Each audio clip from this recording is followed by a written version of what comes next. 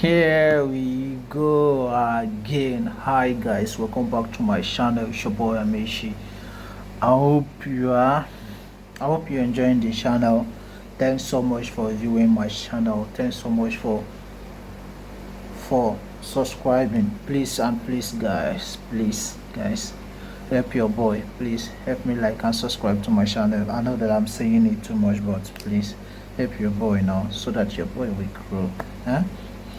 I know if I'm seeing your subscribe, I'll be happy to do more, to prove more.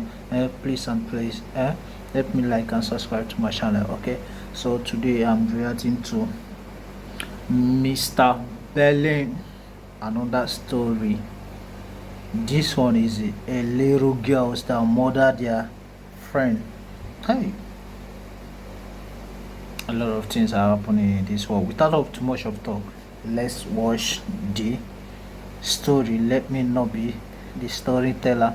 Ladies, storyteller, tell us. Today's story has a very distressing and graphic plot twist at the end, and so viewer discretion. Oh my god,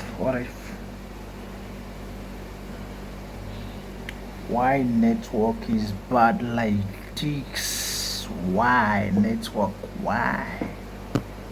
Viewer discretion is advised. But before we get into today's story, if you're a fan of the strange, dark, and mysterious delivered in story format, then you come to the right place because that's all we do, and we upload once or twice every week. So if that's of interest to you, please tell the like button you're going to upload on your YouTube channel 3, 4, even 5 times every week, and then knock it down to 3 or 4 times a week, and then 2 or 3 times a week, and then 1 or 2 times a week, and then go ahead and just don't post for 3 weeks straight. Also, please subscribe to our channel and turn on all notifications so you don't miss any of our weekly uploads. All right, let's get into today's story.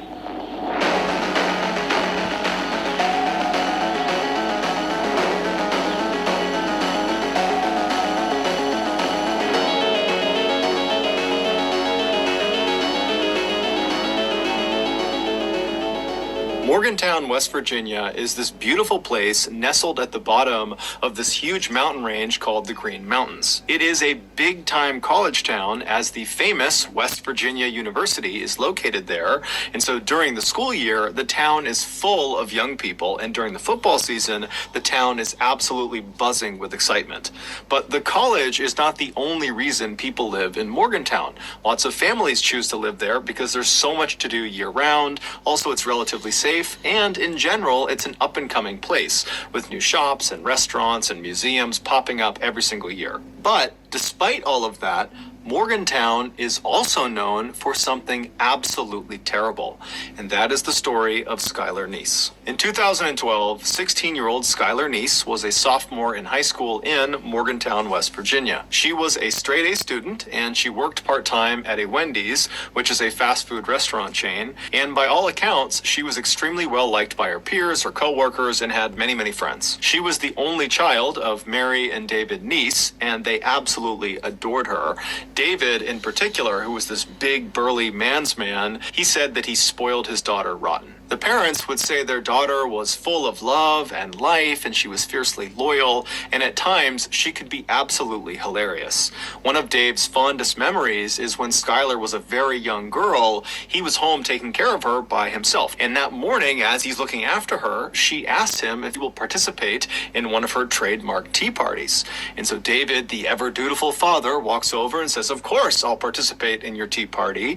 And he sits down in this little tiny pink chair, and his daughter, who's got her ballerina tutu on, she's across the table and she's all smiles, and she sits down in her little pink chair and she hands him this little plastic teacup. And so he takes the teacup and he sees there's water already inside of it, and so he sips the tea inside of the cup and he says, "Oh, it's so good, honey, you did such a good job brewing this tea." And Skylar is just blushing. She is so happy and so thrilled that he liked her tea. Later that night, when Mary came home from work, she goes to her husband Dave and says, "Hey, how did it go? How was it looking after Skylar today?" And Dave would tell her about all the things they did, including their big tea party. And he would tell Mary that, this time she actually put water inside of the teacup, so it was actually like a real tea party. And Mary stops him and goes, Dave, Skylar's not tall enough to reach the faucet. How could she have put water inside of those cups? And it turned out Skylar was using toilet water to fill the teacups. Fast forward to 2012, and on the night of July 5th,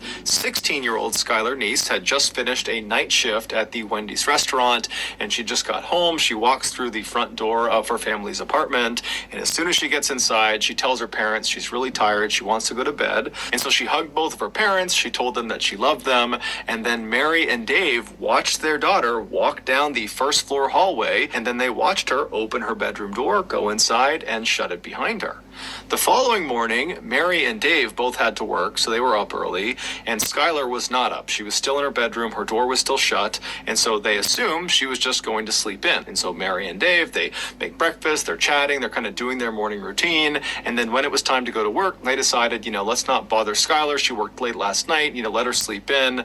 And so the parents, they leave without seeing or talking to their daughter. Later that afternoon, Dave would come home early from work, and he gets to the apartment, he goes inside, and it's quiet. Now, Mary was still at work, but Skylar at this point really should not have been asleep. It's like 2 or 3 o'clock in the afternoon, and so he's thinking, she's got to be up around here somewhere. And so he yells out to his daughter, hey, I'm home, where are you? What are you up to?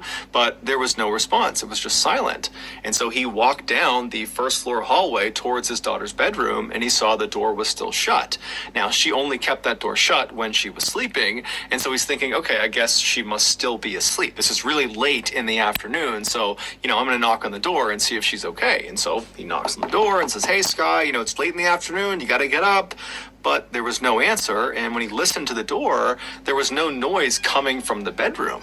And so he thought that was pretty weird, and so he knocked a few more times, he yelled out a few more times, and when there was no response, no answer, no sound, he opened the door up, and when he looked inside, Skylar was not in there. Now, Dave was thinking to himself, I don't think my daughter told me that she would be gone today, or at least not right now. And he's trying to think, did she say something? Was she meeting someone today? And he couldn't think of it.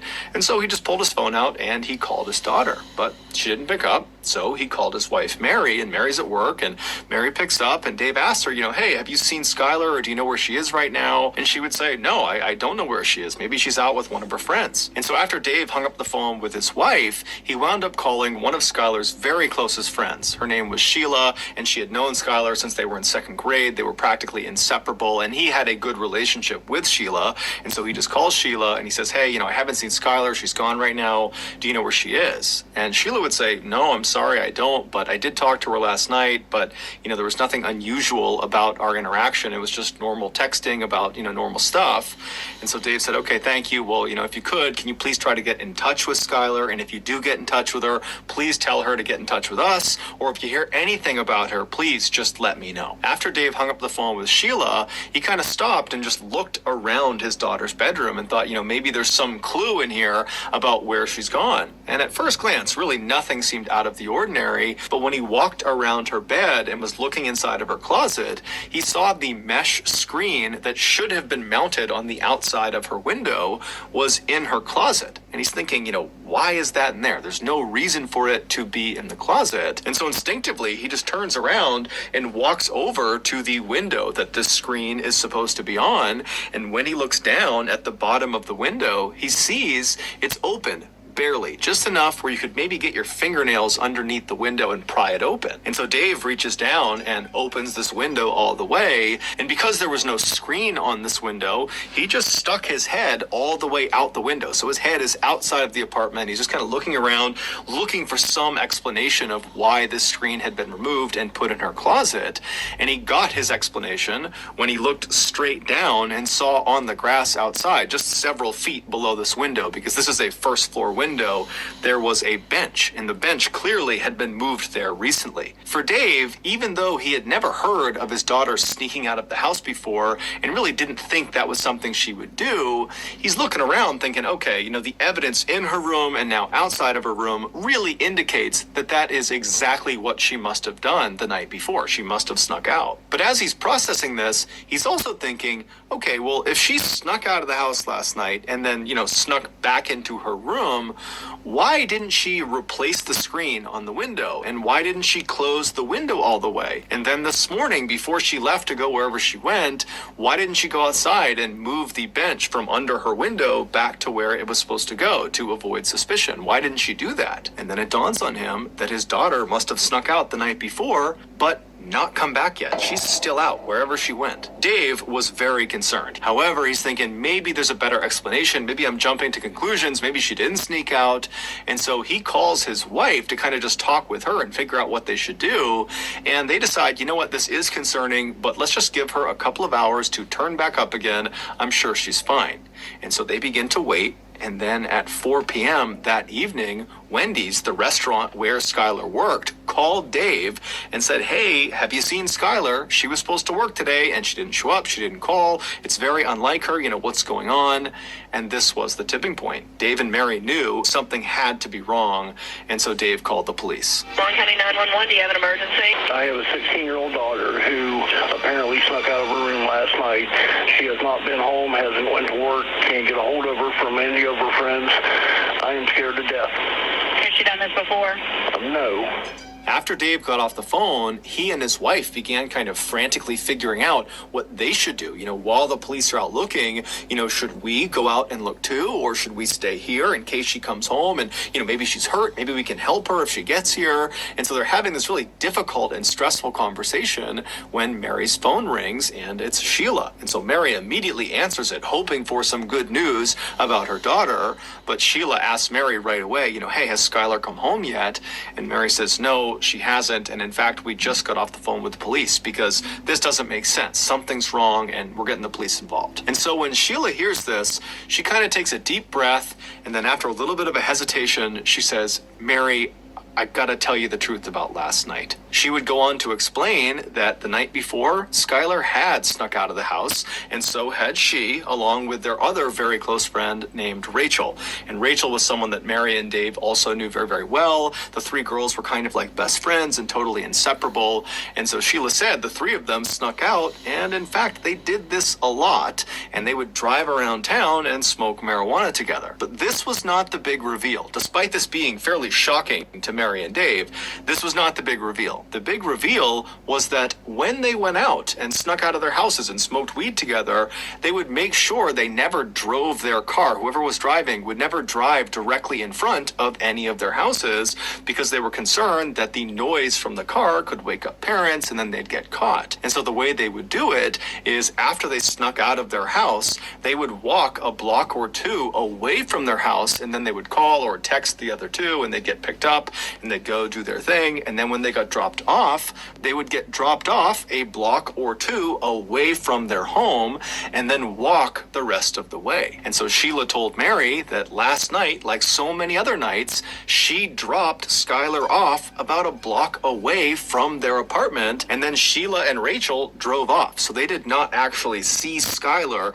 enter her apartment. So they don't know for sure if she actually made it home okay. And so this was obviously horrifying for Mary and Dave to hear because it totally opened the door for their daughter to have been abducted during this walk from the drop-off point back to her apartment.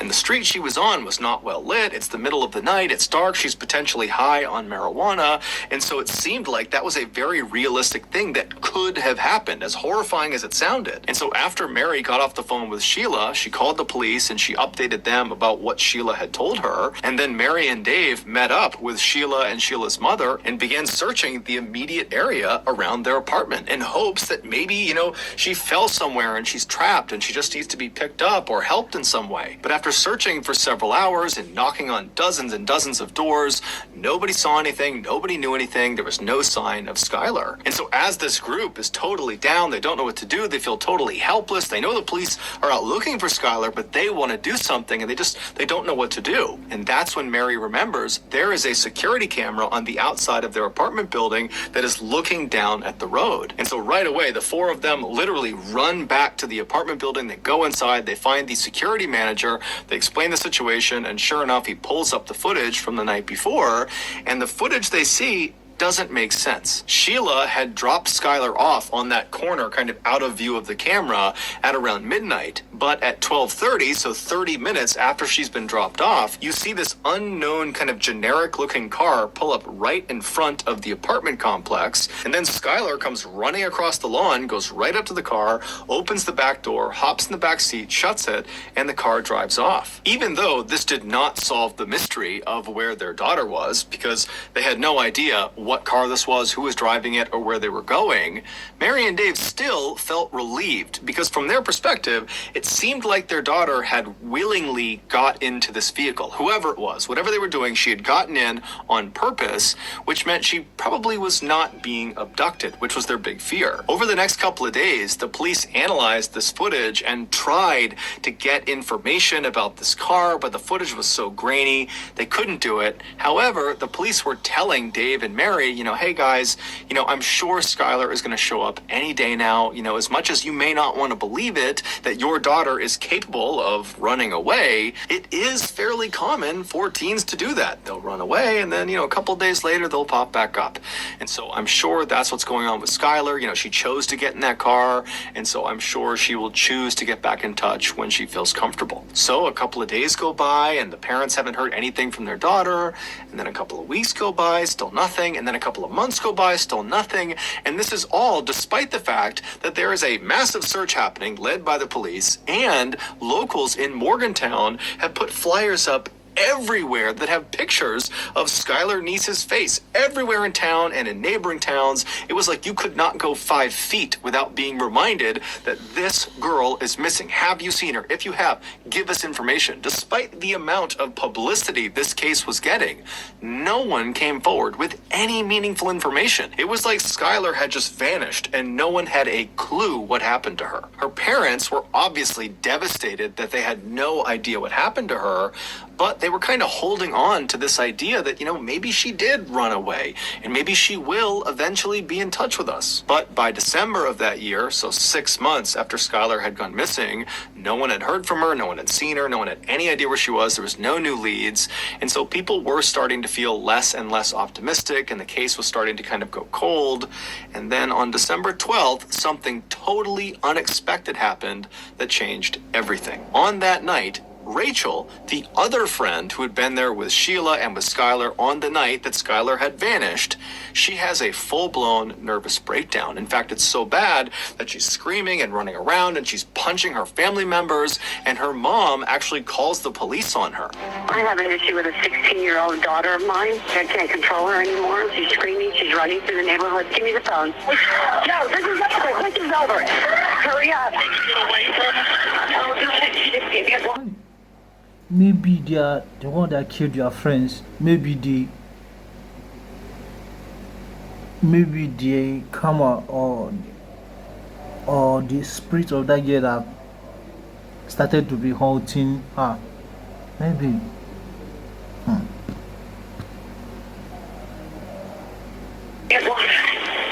Oh God. Hurry up, please. After this call was made, the police show up to Rachel's house and they take her away to a psychiatric hospital. And then several days later, when she was released from that hospital, she went straight to the Morgantown Police Department. She walked inside and said, I gotta get something off my chest about Skylar. Apparently, whatever it was that she had been keeping secret had just been too difficult to keep inside. It was quite literally driving her crazy. And so the police said, okay, great. And they brought her into an interview room. They sat down and they said, okay, what do you got for us? The following has been pulled from what Rachel told police. Back on July 5th, 2012, Skylar came home from that night shift at Wendy's. She goes inside her family's apartment. She says goodnight to her mom and dad. She goes into her bedroom and she shuts the door, and she's laying on her bed. She's on her phone. She's not going to bed quite yet. And as she's laying there, she starts getting text messages from Rachel and also from Sheila asking her if she wants to sneak out that night.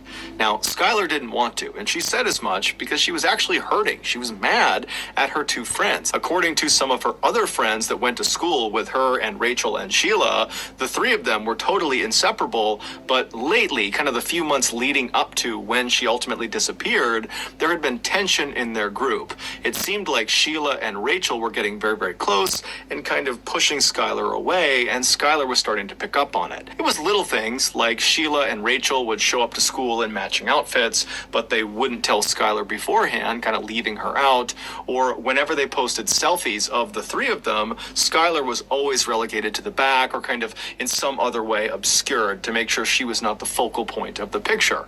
It was just very obvious that they were deprioritizing Skylar, and it was really hurting Skylar's feelings.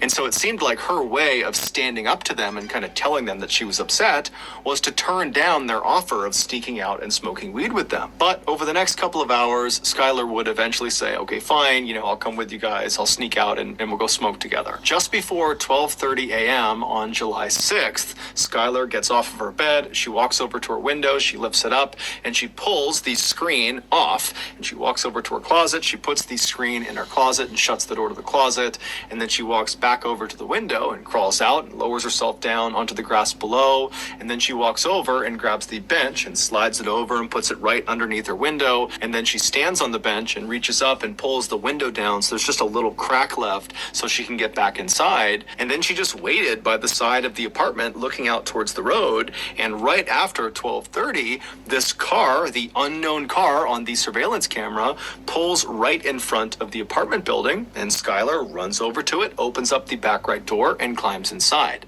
This unknown car was Sheila's car. Sheila was driving, and Rachel was in the front passenger seat. It would turn out Rachel and Sheila lied about basically everything, including what time they picked up Skylar. So the three girls, they drive away from Skylar's apartment, and Sheila hops on a highway and starts driving northwest. Now, the girls did not immediately start smoking inside of the car. They decided instead they would actually drive to a location, get out, and smoke there. And the place they decided on was a spot they had smoked at before. It was a known hangout spot for teenagers. It was located about 45 minutes away, just barely across the border into Pennsylvania. It was down this kind of old country road that nobody ever went on. And so Sheila drives the car 45 minutes. She crosses into Pennsylvania. She finds the turn onto this old road. They drive down it a little ways until they're pretty far away from the highway, at which point Sheila pulls off the road onto the grass, parks the car. The three girls get out, and they walk past the car a little ways down the path to a clearing on the right. There was a hill that went up on the right, and they would kind of sit on this hill looking downhill, and that would be where they would smoke. And so the three girls, they sit down, they're all next to each other facing downhill. They're not facing each other. And Sheila, who is sitting all the way to the right with the car being over to the left, she pulls out the marijuana joint and she's about to light it, but she realizes she does not have a lighter. And so she asks Rachel and Skylar if they have a lighter, and they both pat themselves down. They're checking themselves. They don't have a lighter. And then Sheila says to Skylar, who's all the way to the left of the way they're sitting, so Skylar is closest to the car, she asks Skylar, hey, can you go in the car and get the lighter that I know is in there? And Skylar said, no problem. So Skylar, she stands up and she turns. Her back is to her two friends. And as soon as she starts walking, what she would have heard is the sound of her two friends standing up as well, and then loudly saying, 1, 2, 3. And on 3, Skylar would have felt two knives being plunged into her back by Rachel and by Sheila. In a panic, Skylar does not even turn around. She just starts taking off running towards the car, and she manages to run away from her attackers. But because of her grievous injuries in her back, she eventually slows down, at which point Sheila tackles her from behind. She gets her on the ground, she pins her on her back, and Sheila is trying to stab Skylar, but Skylar is doing her best to keep the knife off of her. But at some point, Rachel comes running up beside them, and between Rachel and Sheila, they manage to hold Skylar's hands down, at which point Sheila and Rachel began taking turns stabbing her in the chest and in the neck. The whole time, Skylar is trying to defend herself, but it's impossible with these two on top of her. And at some point, she just kind of gives up, and she says, why are you doing this to me? Why are you doing this to me? But they don't give her a reason. They just keep on going. And eventually, Rachel stops stabbing Skylar, but Sheila doesn't. Sheila keeps on going until, quote, her neck stopped making gurgling sounds. And then once Skylar went still, Sheila stood up like it was nothing, and she and Rachel just walked away from her body back to the car. They went around to the trunk of the car, they opened it up, and inside was shovels, bleach, trash bags, rags. They had brought along a kill kit because they knew what they were going to do this night. And so they start by cleaning themselves off. They get the blood off of them and off of their weapons, and then they take the shovels and they walk a little ways off of the road, kind of into the woods, and they try to dig a grave, but it would turn out the ground was too hard. And And so they abandoned the grave idea and just grabbed Skylar's lifeless body and drag it just about 6 feet off of the road and kind of chuck it against a log. And then they threw boulders and sticks and anything they could on top of her body. They don't know if she's still alive at this point, so they're potentially dealing the fatal blow with these rocks and logs. They cover her up until she's totally obscured, and then the two girls just walk back up. They grab their shovels, they grab their rags, their bleach, they put it back in the trunk, they hop in their car, and they drive away. It would turn out Rachel and Sheila had been planning this for months. The reason? They didn't like Skylar anymore, and apparently it wasn't enough to just be mean to her and not include her in things. They actually needed to kill her. And so the entire night that they went out and snuck out, that was all planned. They knew Skylar did not want to come out and sneak out with them because they knew she was upset with them. And so they said whatever they had to say to convince her to leave her house and sneak out with them. And so she did. She snuck out. And when she got in that car, Sheila and Rachel had their knives already in their front pocket.